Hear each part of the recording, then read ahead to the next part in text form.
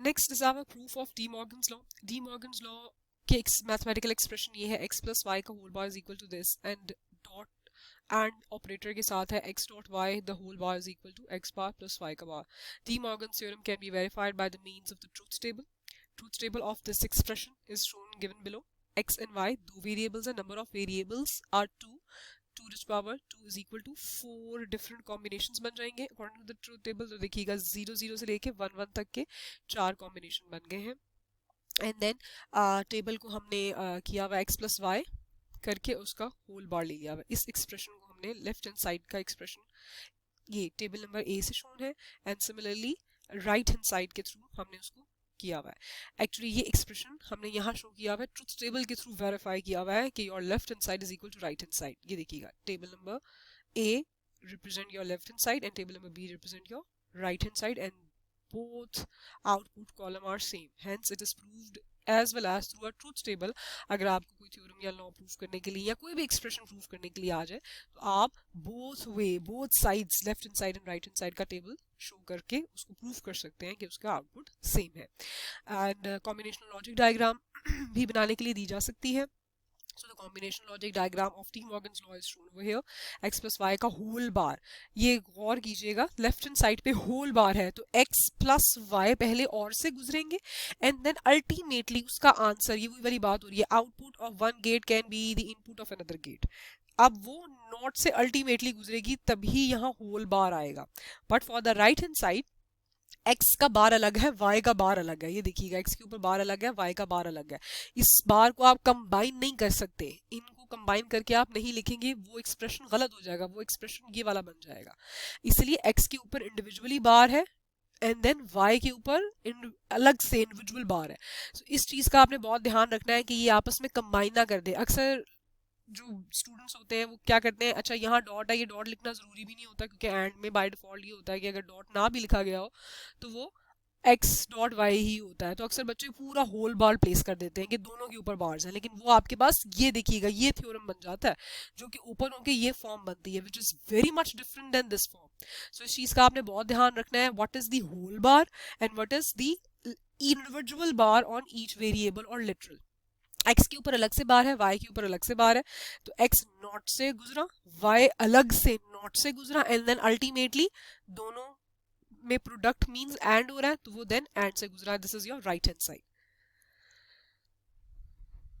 Next is our De Morgan's law. De Morgan's law में जरूरी नहीं है दो वेरिएबल्स ही पाए जाए, मतलब ये एक्सप्रेशन जो था इसमें x एंड y है, मोर देन 2 वेरिएबल्स भी यूज हो सकते हैं। General form of the De Morgan's law with 3 और मोर वेरिएबल्स कैन बी, ये देखिएगा x1 से लेके xn तक और ऑपरेशन परफॉर्म हो रहा है और उनके ऊपर होल बार है। इट मींस कि जितने मर्जी वेरिएबल आ जाए अल्टीमेटली वो एक्सप्रेशन कैसे ओपन होगा, x1 इंडिविजुअल बार डॉट, क्योंकि प्लस के ऊपर भी कॉम्प्लीमेंट है उसका कॉम्प्लीमेंट डॉट में चेंज होता है, x2 के ऊपर इंडिविजुअल बार डॉट, x3 के ऊपर individual bar up to xn तक है, xn के ऊपर individual bar. And other form of the De Morgan's law is x1 से लेके जितने भी मर्जी नंबर ऑफ वेरिएबल्स पाए जाए xn तक उनके दरमियान एंड ऑपरेशन परफॉर्म हो रहा है और होल कॉम्प्लीमेंट मौजूद है, तो ये एक्सप्रेशन कैसे ओपन होगा, ये एक्सप्रेशन ओपन होगा x1 इंडिविजुअल बार प्लस x2 इंडिविजुअल बार, प्लस का साइन क्यों आ रहा है, यहाँ हमारे पास डॉट है और डॉट के ऊपर भी बार है तो डॉट का कॉम्प्लीमेंट गिव्स अस बार गिव्स अस प्लस उसका opposite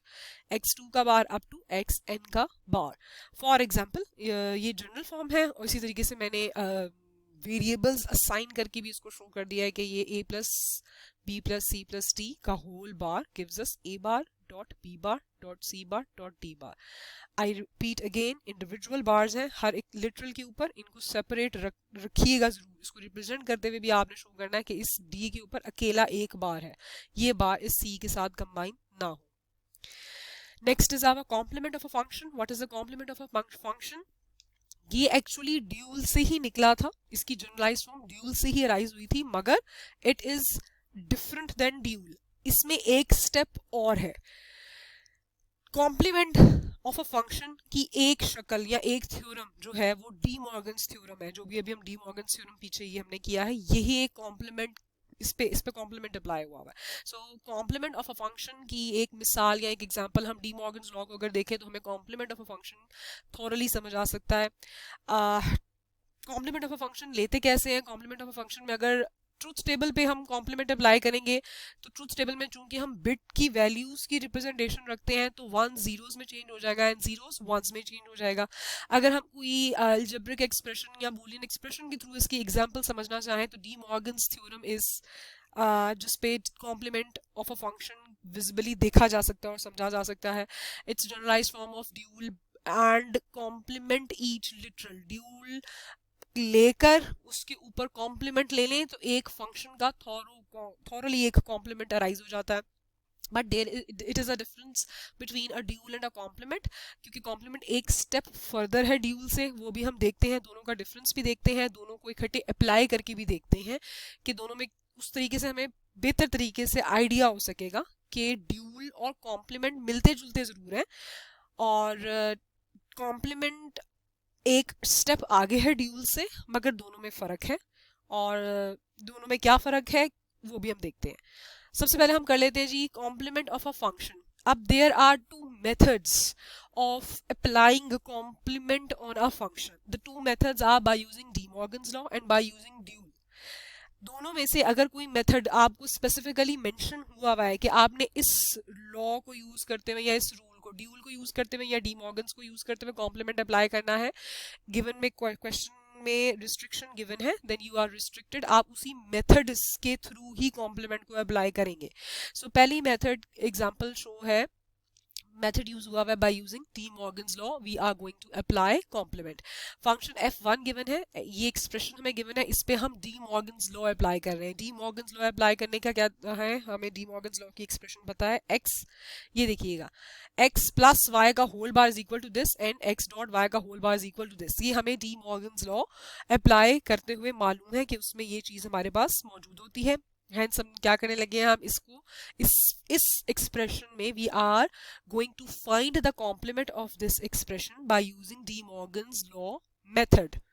D Morgan's law apply करने का मतलब है कि इस फंक्शन पे ये देखिएगा मैंने बार अप्लाई कर दी, क्यों, क्योंकि होल बार मौजूद होती है डी मॉर्गन्स के एक्सप्रेशन में। अब इस पूरे एक्सप्रेशन में होल बार आ गया, अब इस होल बार को according to this De Morgan's theorem मैंने ओपन करना है। तो कैसे ओपन हो जाएगा, ये एक टर्म है, ये एक दूसरी टर्म है और बीच में प्लस है एंड होल कॉम्प्लीमेंट है। तो सबसे पहले मैंने ये होल कॉम्प्लीमेंट ओपन किया, पहली टर्म पे एक कॉम्प्लीमेंट आ गया, ये प्लस डॉट में चेंज हो गया एंड देन दूसरी टर्म पे कॉम्प्लीमेंट आ गया। इस जगह आप ये बात सपोज कर सकते हैं कि यहाँ ये एक्सप्रेशन देखिएगा डी मॉर्गन्स की, x प्लस वाई का होल बार है तो इधर ये x है according to De Morgan's law, plus ये y है और ऊपर होल बार है, ये x है according to De Morgan's law और ये y है according to De Morgan's law, उसके ऊपर होल बार है।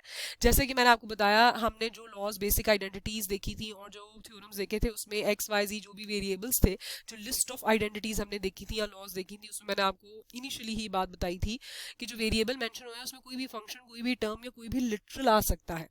So you can understand it कि this is according to this expression of the De Morgans, this is your x, this is your y, उनका whole bar, उसको हमने अब कर दिया है x का बार डॉट y का बार, ये देखिएगा x का बार डॉट y का बार, एंड देन कॉम्प्लीमेंट अप्लाई करने हम जा रहे हैं तो हमें ये बात मालूम है कि डॉट ने प्लस में चेंज होना है कॉम्प्लीमेंट में, क्योंकि बार है, complement is shown as a bar, and plus ने डॉट में चेंज होना है, जिसके ऊपर बार है वो देखिएगा ये कॉम्प्लीमेंट का कॉम्प्लीमेंट सिंपल x आ गया, y के ऊपर कोई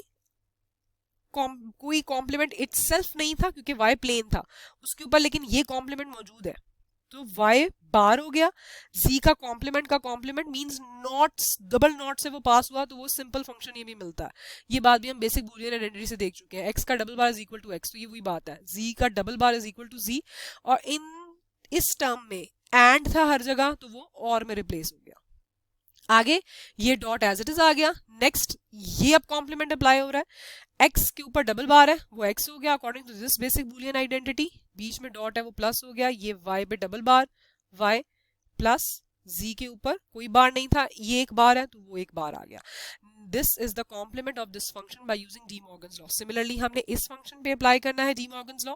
डी मॉर्गन्स लॉ अप्लाई करने का मकसद क्या है कि we take a whole bar, ये एक्सप्रेशंस लिखे हुए डी मॉर्गन्स लॉ के फॉर द रिवीजन सेक, इस पूरे फंक्शन में हमने होल बार लगाया, ये देखिएगा होल बार लगा, एंड देन x के ऊपर कोई बार नहीं था तो x बार में चेंज हो गया, यहाँ डॉट था ये प्लस में चेंज हो गया, y बार डॉट z का बार प्लस yz। इस एक्सप्रेशन में मैंने ये कॉम्प्लीमेंट सेपरेट कर लिए। अब क्यों किए?